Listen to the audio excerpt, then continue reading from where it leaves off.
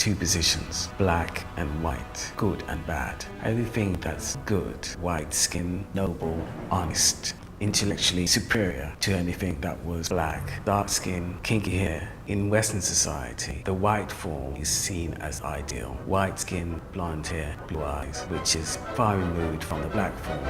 Who taught you to hate the texture of your hair? You have unmanageable, kinky, nappy hair. Who taught you to hate the shape of your nose and the shape of your lips?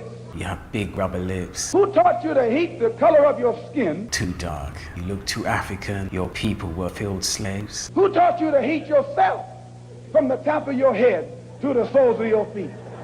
Who taught you to hate your own kind? BDD, or Body Dysmorphic Disorder, is a condition where the sufferer has an unhealthy, compulsive tendency to change their appearance due to a misguided view that they are physically malformed or disfigured. The skin, eyes, the mouth, nose. Distinguished by an obsessive monitoring and loathing of their appearance and feelings of self-hatred, the problems often become compounded over time. The sufferers imagine themselves distorted, like monstrous circus freaks being reflected from funhouse mirrors. In extremes could lead to self-harm, self-mutilation, and even suicide. It leads to a form of hysteria where black people are not able to live up to this twisted idea, conformity. We're all normal. The problem is that because society refuses to accept it, all of these artificial barriers are created, whether those are attitudinal barriers, environmental barriers, social barriers, means of excluding people, because that's much easier until you're one of the people being excluded. They couched it in language. They made everything black, ugly, and evil. Look in your dictionary and see the synonyms of the word black. It's always something degrading and low and sinister. Look at the word white. It's always something pure, high, and clean. White means pure. White means, but it doesn't mean that white skin, but white in general. That's how I look at it. It means pure. Who taught you to hate the color of your skin to such extent that you bleach to get like the white man? All sorts of judgments are made about shade of skin, so it's hardly surprising that in response people come along and use skin lightening products. The cosmetic industry has a big investment in this self-perpetuating dream of the perfect body and striving for the acceptable face of black beauty. We no longer use a lash to get people out of bed to cut cane and pick cotton, but we have many other ways of controlling people, such as undermining their sense of self through media images and beauty products. Using chemicals and other implements to straighten the hair, whiten the skin, medical procedures in order to change the physical features of the face and body. Black people are being conditioned to go to any length to attain a measure of visual acceptance. There's very clear evidence that surgery to make people look more Caucasian is on the increase. From one procedure to another, change their nose, their mouth, their skin tone, their hair permanently in order to improve their careers and or status in society. People who don't look perfect, we suddenly regard that as being completely abnormal, and that I think is where the dysmorphia just comes in, because our views of what's normal are completely backwards. And you can't get a more kind of clear definition of dysmorphia than that. What we consider to be normal is simply not. In the morning, you may spend more than a normal time in the shower, brushing your teeth and combing your hair over the sink, spending countless minutes looking in the mirror as you appraise the daily changes of your pimpled skin, your thinning hairline and bulbous nose, and that itchy, hairy mole. But for some people, it goes much further, compulsive, destructive, self-hate, unbearable. They see something else in the mirror. This may be overlooked as sufferers are not taken seriously, may be seen as focusing too much on their appearance, labelled as being vain. If we smell wrong, we look wrong, we're too fat, we're too thin, we're too awkward, our hair's the wrong colour, our breasts are too small, our breasts are too big.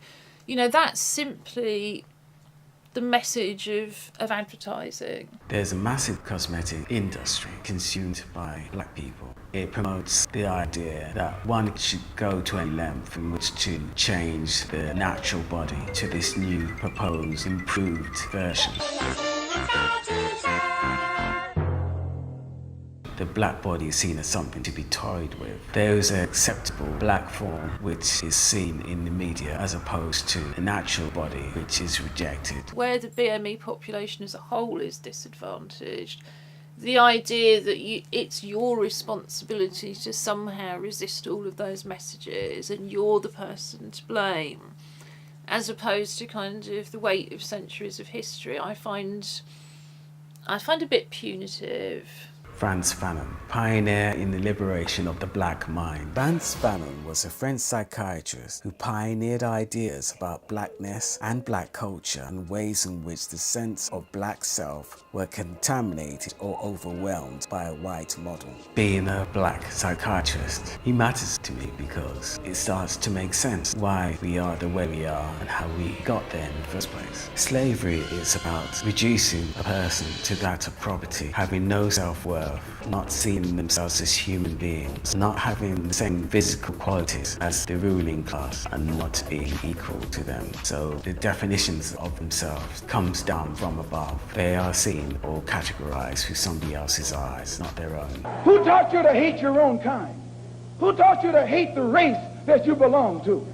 So much so that you don't want to be around each other. Due to slavery and colonization, black people are being conditioned to not see themselves as worthy because they do not conform to the Western ideal of beauty. You know, you're ugly the way you are, but if you buy this cream, you use this shampoo, you have this Botox injection, you wear this, you buy that, that's somehow going to make you happy. You know, with this implication that to be as you are is inevitably going to make you unhappy, as opposed to surely the natural state being the most desirable. I remember a time when I too felt unbeautiful. My one prayer to God was that I would wake up lighter skinned. The morning would come and I would be so excited about seeing my new skin that I would refuse to look down at myself until I was in front of a mirror because I wanted to see my fair face first. And every day I experienced the same disappointment of being just as dark as I had been the day before. I tried to negotiate with God. You should ask yourself who taught you to hate being what God gave you. Ideas of blackness, Malcolm X in particular, pushed the idea of black being beautiful or being closer to God. What is fundamentally beautiful is compassion for yourself and for those around you.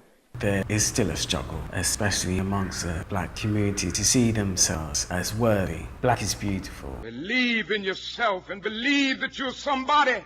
A lot of people are taken on face value and are judged on their appearance rather than what's going on inside, their intelligence, their morals, their character. I mean, you do wonder how many years it will be before we look back at this period and go, oh my God, it's like the Elizabethans putting arsenic on their faces or white lead. You know, are we just going to look back at the kind of the tombstone veneers and the bluey white teeth and the sort of huge plastic breasts and just go, what were they thinking of?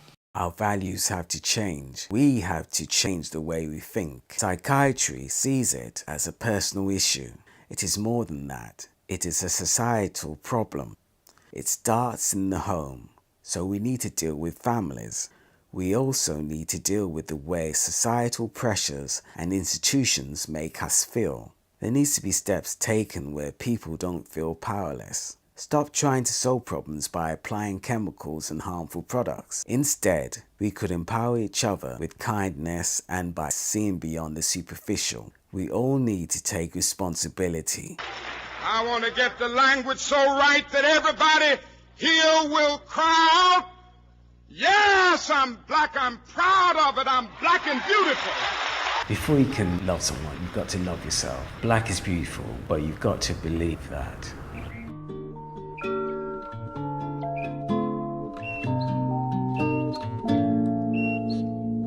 Loving you is easy 'cause you're beautiful.